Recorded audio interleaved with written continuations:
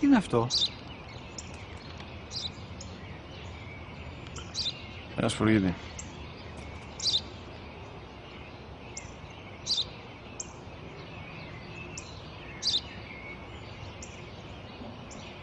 Τι είναι αυτό? Μόλις τώρα στο είπα, πατέρα, σπουργίτη είναι.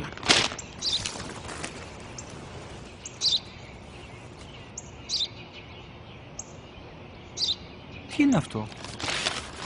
Ένα σπουργίτη είναι, πατέρα. Ένα σπουργίτη. Σπου-γι-τι!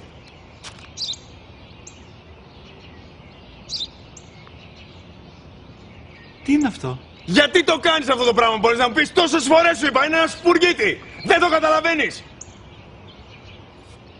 Πού πας?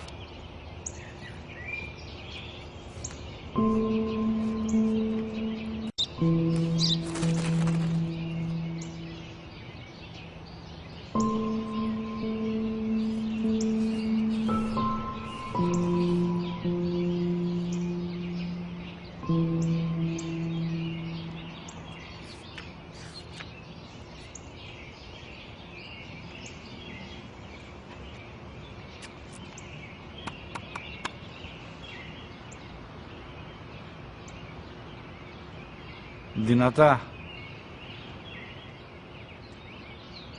Σήμερα ο μικρός μου γιος που πριν λίγες μέρες έκλεισε τα 3 καθόταν μαζί μου έξω στο πάρκο όταν ένα σπουργίτη ήρθε και κάθισε απέναντί μας. Ο γιος μου με ρώτησε 21 φορές τι ήταν αυτό και του απάντησα και τις 21 φορές ότι ήταν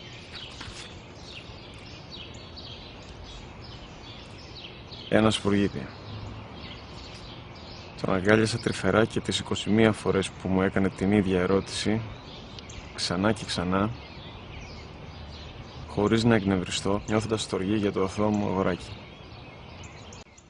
وَقَضَى رَبُّكَ أَلَّا تَعْبُدُوا